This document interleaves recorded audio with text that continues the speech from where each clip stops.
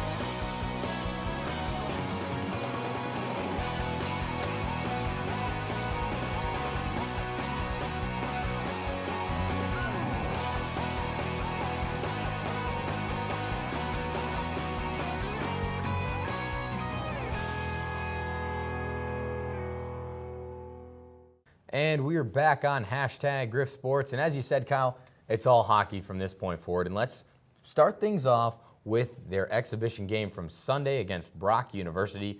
The Griffs taking on the Badgers, and it was an easy warm-up for the defending Atlantic hockey champs.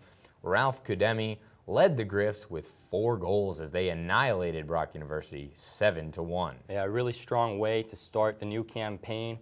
And now we're going to take a look at the state of Griffs hockey as they enter this year poised to take the next steps to be a premier program in Western New York.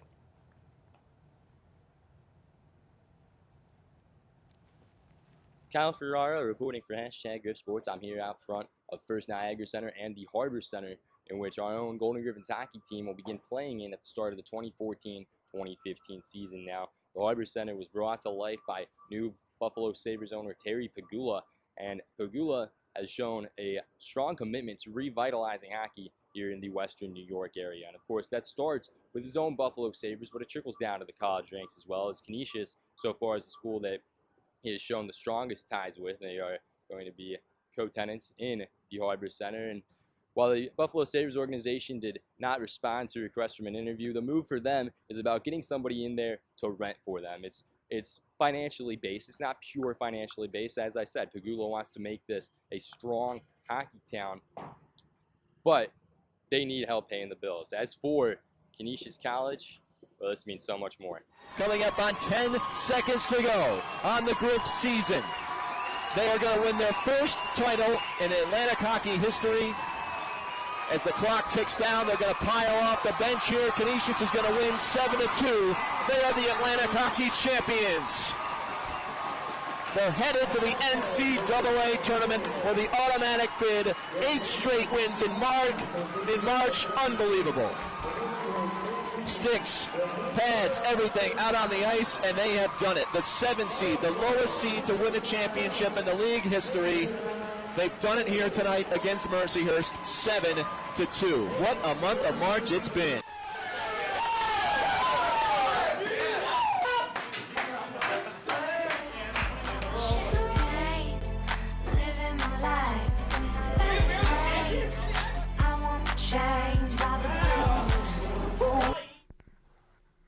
Fast forward nearly 6.5 months later, and the Griffs are getting ready to try it all over in their 2013-2014 season. I'm really excited for the year. We have a lot of juniors and seniors that have already tasted success, and the early indications are they want more of it. So I was excited before they got back to school, and now that I've seen them work and see the time that they put in over the summer and the early part of the season here, it's even more exciting. Do you see this team going even further than they did last year? Well, there's a lot of games to be played. I think, are we capable of it? Yes, absolutely, we're capable of it. But we need to, we need to continue to grow as a team. And you hear a lot of coaches say it, but championships aren't won in October.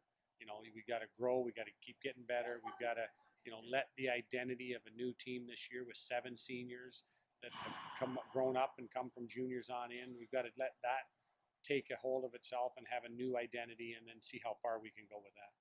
I think our expectations are high. Like obviously, the end goal is we want to try and repeat, and I feel like right now we're working hard. We're doing all things right now necessary so that we're putting ourselves in a position to hopefully do that. Law played in just 2 games last season due to injury, but is back on the ice looking to build on his MVP performance of the 2011-2012 season. He's looking to complete the year with his fellow seniors and the last season that any Griffs team will play at the Buffalo State College Ice Arena. Obviously, you'd like to experience a new facility and everything else, but I mean, what we have going on this year is pretty special for our senior class and everything else, at least finishing where we started.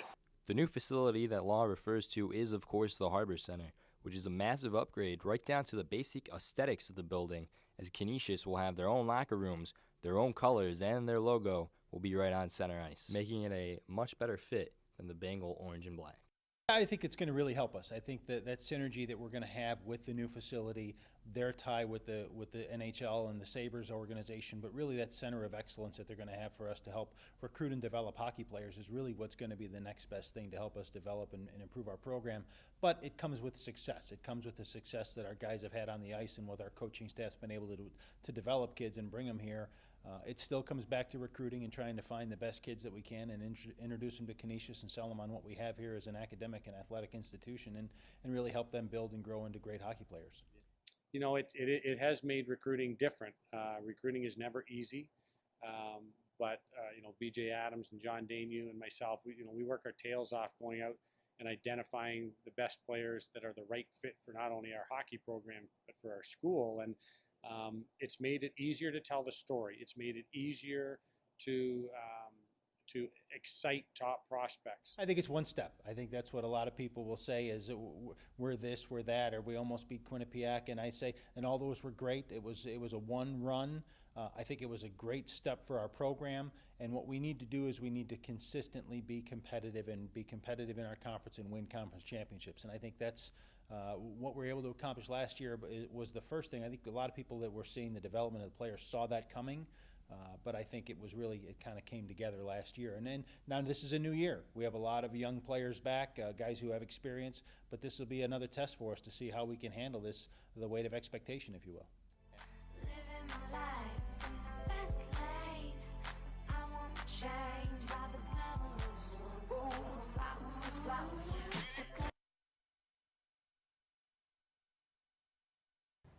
Joe, I think we can all agree that not only is the future of this program bright, but it should be an exciting year this year as well. Yeah, it looks to be that way. And when we come back, we'll have Kyle Gibbons live in studio, and then Kyle and I will preview Kyle Ferrara, that is, will preview the first weekend of action for the Griffs. Stay right there.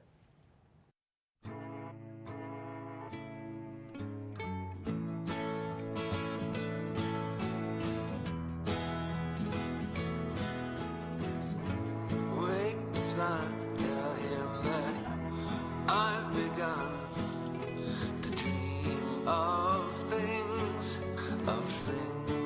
to come, and tell the trees not to look for me.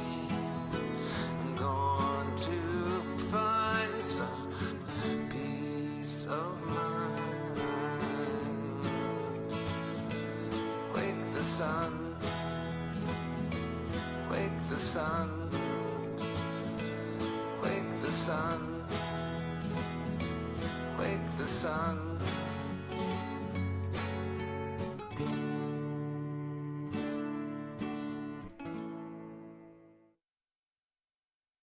Welcome back to #Griff Sports. I'm now in Studio B, joined by Kyle Gibbons, forward for the Griffs hockey team. And Kyle, you guys had a lot of success at the end of last year and left really high expectations for this season and beyond. But last year you were such a key player for them down the stretch. You led them in goals in the month of March. What was the secret to your success at the end of the year? You know, a lot of people have asked me that question recently here. I don't really have I don't think I can really pinpoint one specific thing, but playing with Pat Sullivan and Cody Freeman helped a lot. They're two really good players, two guys that make simple plays, and they're really easy to play with.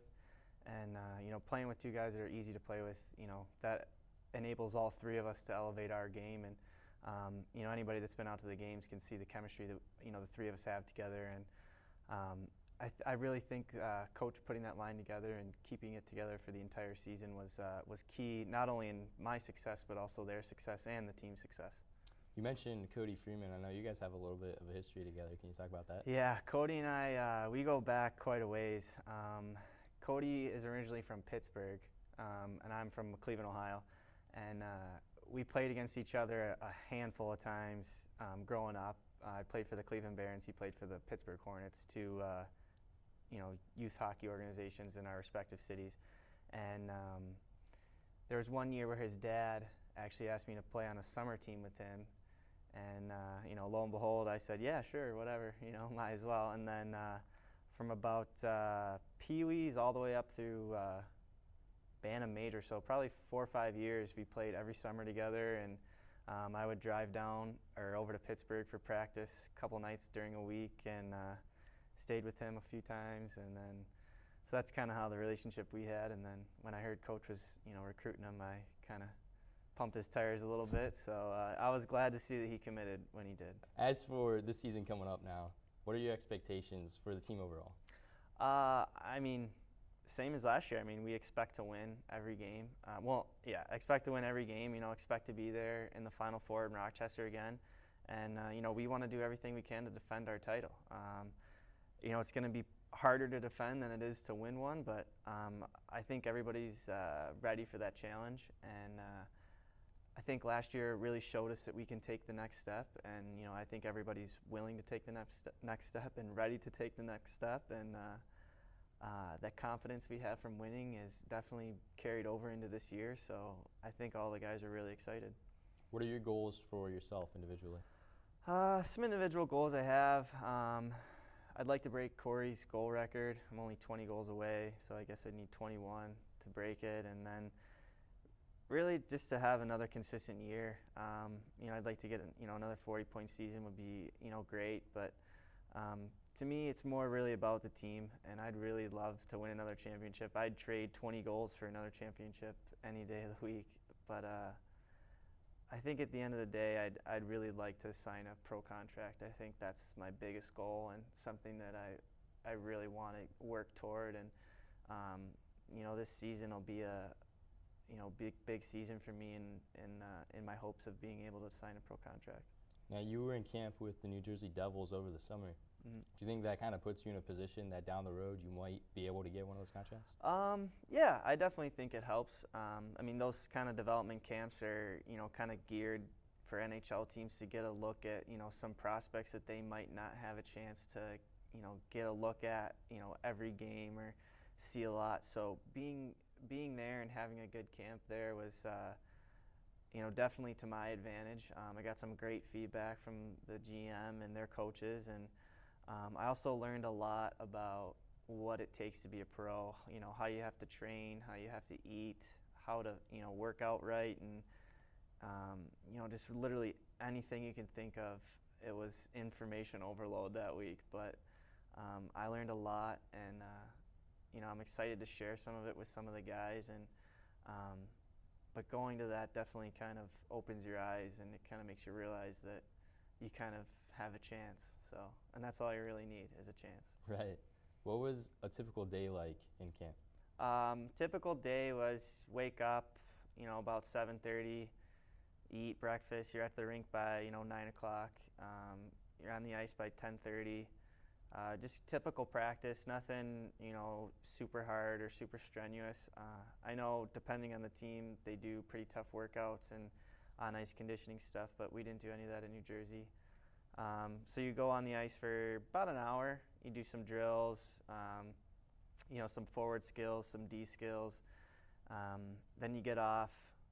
You'll have lunch at the rink was provided for us, and then you'll usually, kind of depended on the day, but the strength coach talked about how to train, and then one day we had a nutritionist come in, and then one day we just watched film of things that they look for and their prospects and what they want their prospects to do. So kind of in between each ice session there was a guest speaker, if you will, I guess. And then the second ice session was usually more of the same, just kind of drills, nothing really hard, except for 2 times during the week we had a scrimmage where we were just on the ice once a week, or once during the day. So it was just a 3-period, 20-minute scrimmage, and it was fun. All right, Kyle, thanks again for coming. Great interview. When we come back on #Griffs Sports, I'll be back at the desk with Joe Rutigliano, and we will preview the Griffs matchup versus Niagara on Saturday. So keep it right here.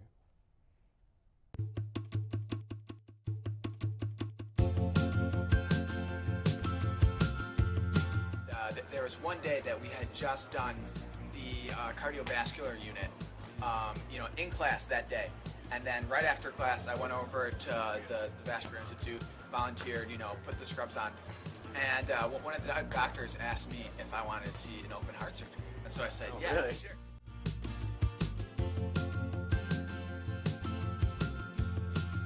I came into Canisius as obviously as a freshman, not really sure what I wanted to do. I ended up taking a digital media arts class, and that really just kind of jump-started, my career. And I think being where we are in the city and in the world with the medical campus that we have here is really an opportunity that I wouldn't have anywhere else. It's more than just academics. Meet different people. Go out and do things. There's so much more to college. It's an experience. I instantly fell in love with doing video work, graphic design. I started pursuing more and more opportunities in the school, whether it was doing admissions videos on the sides. I did a couple videos for alumni relations, the president of the college, and then I actually got noticed last year, and they sent me over to the Philippines to create a feature-length documentary. I lived with a host family while I took classes in Spanish with Spanish professors at the University of Oviedo, and I was a Spaniard for a semester, and it was the best decision I made as a college student.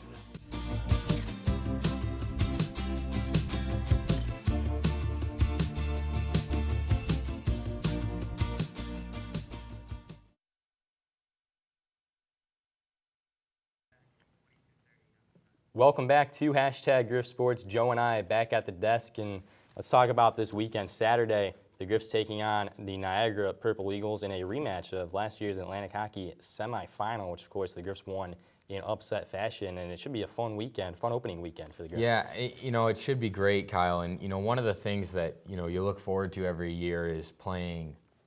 In this case at Canisius, playing your rival, playing Niagara.